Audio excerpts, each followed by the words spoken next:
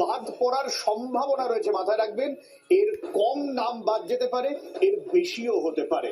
নন্দীগ্রামে 10,599 জনের নাম বাদ যেতে পারে। রাসবিহারী কেন্দ্রে 42,519 জনের নাম বাদ যেতে পারে। অর্থাৎ এখানে কেউ স্থানান্তরিত হয়েছেন, কারো ঠিকানা খুঁজে পাওয়া যায়নি, কেউ মৃত হয়েছেন, এই ধরনের নানান রকম ফ্যাক্টর কাজ করছে, কারণ কাগজে গন্ডগোল রয়েছে। বালিগঞ্জে 65,171, কলকাতা বন্দরে 63,730 জনের নাম বাদ পড়ার সম্ভাবনা। ফলতায় রয়েছে 13,431 জনের নাম বাদ পড়ার সম্ভাবনা রয়েছে এখনো পর্যন্ত, কারণ 16 তারিখে খসড়া, তারপরে আবার শুনানি, আবার চেক রিচেক হবে।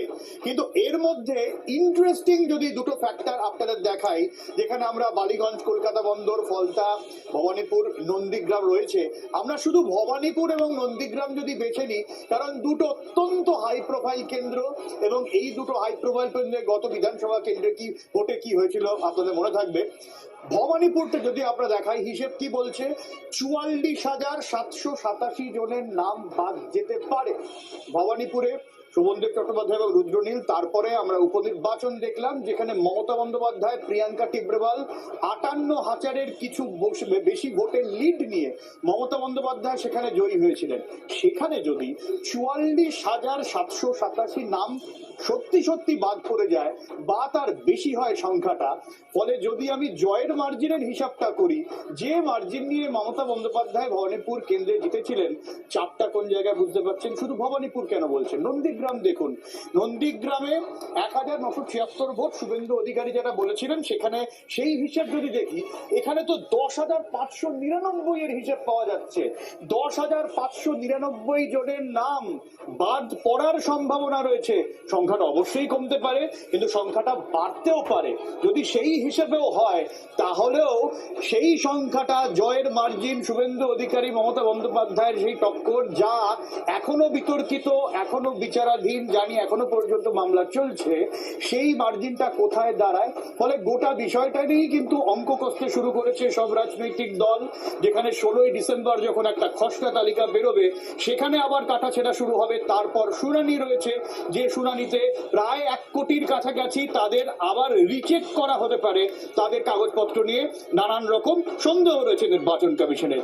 কোন জায়গায় দাঁড়িয়ে আছে এখনো পর্যন্ত এই যে 58 লক্ষের কিছু বেশি নাম বাদ পড়ার সম্ভাবনা, এবং বিশেষ করে ভবানীপুর বা নন্দীগ্রামের মতন হাই প্রোফাইল বিধানসভায় নাম বাদ পড়ার সম্ভাবনার যে অঙ্ক, কোন জায়গায় দাঁড়িয়ে গোটা বিষয়টা বুঝে নেবো। অর্কদীপ্ত রয়েছেন আমাদের প্রতিনিধি আমাদের সঙ্গে। অর্কদীপ্ত, দেখো, এখনো পর্যন্ত নির্বাচন কমিশন সূত্র মারফত যেটা জানা যাচ্ছে, 58 লক্ষের বেশ খানিকটা বেশি নাম 16 তারিখের খসড়া ভোটার তালিকা থেকে বাদ পড়তে চলেছে, এবং তাতে বিভিন্ন অ্যাসেম্বলিতে গোটা রাজ্য জুড়ে বিভিন্ন জেলায় বিভিন্ন অ্যাসেম্বলি জুড়েই কিন্তু এই নাম বাদ পড়ার সংখ্যা বেশ খানিকটা। তারপরে দেখা যাচ্ছে যে ভবানীপুরে কিন্তু প্রায় 45,000 ভোটারের নাম বাদ পড়তে চলেছে। দেখো, এই ভোটার যাদের নাম বাদ পড়তে চলেছে, সেই এএসডি লিস্ট কিন্তু কমিশনের তরফ থেকে শেয়ার করা হয়েছে। এএসডি অর্থাৎ অ্যাবসেন্টি শিফটেড বা ডেড, অর্থাৎ যারা পার্মানেন্টলি স্থানান্তরিত, বা যারা নিখোঁজ, বা যাদের খোঁজ পাওয়া যাচ্ছে না, বা যারা মৃত। এছাড়াও কিছু অন্যান্য ক্যাটাগরি রয়েছে বা ডুপ্লিকেট। একটা বিষয় আমি বুঝতে চাইবো, এই যে ধরো 44,787 জনের হিসেব ভবানীপুর থেকে আমরা পাচ্ছি, এর থেকে তো এরকম হতে পারে যখন একটা খসড়া বেরোলো, আবার রিচেক হলো, এর থেকে এই সংখ্যাটা কমতেও পারে, আবার বাড়তেও পারে, সম্ভাবনা দুটোই রয়েছে।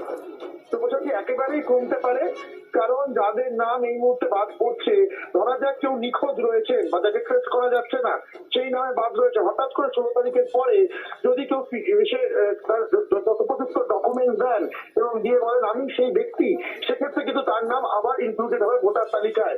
সুতরাং এইটাকে চূড়ান্ত ভাবেই বাদ পড়ছে এই সংখ্যাটা। আবার এটাও হতে পারে অর্কদীপ্ত, এই 44,787 জনের মধ্যে কোনো না কোনো কাউকে নিয়ে সন্দেহ হলো, যদি আবার রিচেক হয়, তার নাম বাদও পড়তে পারে, আবার নতুন করে সংখ্যা বাড়তে পারে। একেবারেই যাই, সব কটা পসিবিলিটি রয়েছে সব্যসাচী। আমি আবার বলছি, 16 তারিখে খসড়া তালিকা বেরোচ্ছে, চূড়ান্ত তালিকা নয়। সুতরাং যাদের নাম বাদ থাকছে তাদের থেকে নাম ফেরত আসতে পারে, আবার সংখ্যাটা বাড়তেও পারে। সিমিলারলি যেরকম ভবানীপুর কেন্দ্রের কথা বলছি, সেমনি নন্দীগ্রাম কেন্দ্রে 10,000-এর উপর নাম বাদ পড়তে চলেছে এখনো পর্যন্ত যা হিসেব। কলকাতা বন্দর এরিয়া থেকেও নাম বাদ পড়তে চলেছে 63,000-এর বেশি নাম। বালিগঞ্জে বাদ পড়তে চলেছে 65,000-এর বেশি নাম, এবং কানপুর অঞ্চলেও কিন্তু প্রায় 42,000-এর বেশি নাম বাদ পড়তে চলেছে। সুতরাং রাজ্য জুড়ে বিভিন্ন অ্যাসেম্বলিতে কিন্তু একটা বহু নাম বাদ পড়তে চলেছে, 58 লাখ প্লাস যে সংখ্যাটা আমরা পাচ্ছি তাতে বাদ পড়তে চলেছে। এবং কিন্তু এই সংখ্যাটা আবার বলছি কমতেও পারে, বাড়তেও পারে। একদমই সম্ভাবনা থাকছে। অনেক ধন্যবাদ অর্কদীপ্ত। 16 তারিখের পরে রাজনৈতিক হইচইটা বা এই নিয়ে হইচই কোন জায়গায় যায় সেদিকে অবশ্যই আমাদের নজর থাকবে। অনেক ধন্যবাদ।